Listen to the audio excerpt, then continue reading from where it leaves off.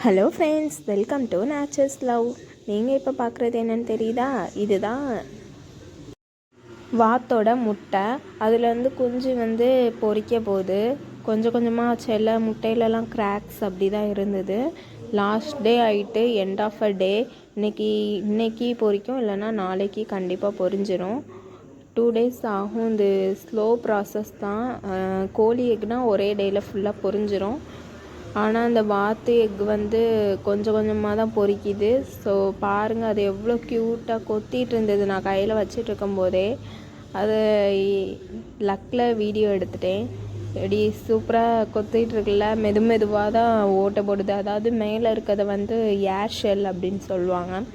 ரவுண்டாக அதை கொத்தி கொத்தி அப்படியே அதை ரிமூவ் பண்ணிவிட்டு அந்த வாத்து குஞ்சு அப்படியே வெளியே வந்துடுது. நான் நல்லா நோட் பண்ணேன். அதேமாரி தான் கோழிக்கும் உண்டு. கோழியும் அந்த மாதிரி தான். மேலே ஏர் ஷெல் அப்படின்னு சொல்லுவாங்க. அதில் கொத்தி அப்படி ரவுண்டாக கொத்திட்டு அப்படியே வெளியே விழுந்துடும் அந்த வாத்து குஞ்சு. நல்லா இருக்குல்ல. ஃபஸ்ட் டைம் எங்கள் வீட்டில் வாத்து அடை வச்சோம். அப்போது கோழிக்கு தான் வச்சோம். அந்த கோழி அடிக்கடி வெளியே எந்திரிச்சு போயிடும். அப்போது நைஸாக போய் எடுத்து எப்படி இருக்குன்னு பார்த்தேன். ரொம்ப க்யூட்டாக இருந்தது. வெளியே வந்தோடனே அதை பார்க்கணுமே, அவ்வளோ க்யூட்டு. நீங்கள் பாருங்கள் எப்படி வெளியே வருதுன்னு. நான் உங்களுக்கு ஒரு டிப்ஸ் சொல்கிறேன், நல்லா கேட்டுக்கோங்க. நீங்கள் எந்த எக்கு வச்சாலும் அடை வச்ச உடனே ஒரு 5 days அப்புறம் டார்ச் லைட் அடித்து பாருங்கள். அதாவது இருட்டான பிளேஸில் டார்ச் லைட் அடித்து பாருங்கள். அப்போது அந்த எக்கில் நரம்பு அந்த மாதிரிலாம் வந்திருக்கும். ஒரு ரெட் கலரில் அந்த குஞ்சு இருக்கிறது தெரியும். சப்போஸ் எந்த எக்கு காலியாக லைட்னிங் கலரில் இருக்குதோ அதை நீங்கள் எடுத்துடலாம். ஏன்னா எல்லா எக்கை விட அது கொஞ்சம் டிஃப்ரெண்ட்டாக இருக்கும். அந்த எக்கை நீங்கள் ரிமூவ் பண்ணிடலாம். ஏன்னா எப்படி அதில் குஞ்சு இருக்காது. ஓகேயா?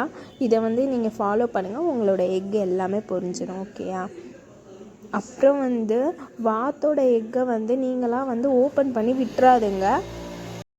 ஏன்னா அது கொத்தி வச்சுருக்கு, நம்ம அதுக்கு ஹெல்ப் பண்ணலாம், அது ரொம்ப கஷ்டப்படுது அப்படின்னு நினச்சி நம்ம ரிமூவ் பண்ணி விட்டோம்னா அது உள்ளுக்கு அந்த எல்லோ யாக் இருக்குல்ல, அந்த மஞ்சக்கரு, அது கரு பிடிக்காமல் அப்படியே வெளியே நிற்குது. ஸோ தட் நம்ம வெளியே எடுக்கும் போதே அந்த எக்கு ஷெல்லேருந்து ரிமூவ் பண்ணும்போதே பிளட்லாம் வர ஆரம்பிச்சிது கொஞ்சம்.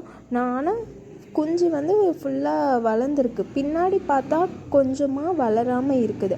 அந்த மஞ்சக்கரு தான் என்ன சொல்ல, அந்த கோழி குஞ்சை விட நியூட்ரிஷன் பார்த்தா. ஸோ நம்ம அதை எடுத்தோம்னா அது இறந்து போயிடும். கொஞ்ச நேரத்தில் 1 hour 1/2 hour இறந்து போயிடும். பாருங்கள் எவ்வளோ க்யூட்டான ஒரு அழகாக வால் மாதிரி. ஃபஸ்ட் டைம் ரொம்ப க்யூட்டாக இருந்து என் ஹேண்டில் வைக்கும் போதே அந்த எக்கு சூப்பராக அதுவாகவே பொரிஞ்சு வந்தது. மற்ற எக்லாம் பொரிக்கணுன்னால அதை அதோட அம்மாக்கிட்டே வச்சிட்டேன். அப்புறம் அந்த டக்கு தூங்குகிற வீடியோ பாருங்கள், க்யூட்டாக இருக்குல்ல.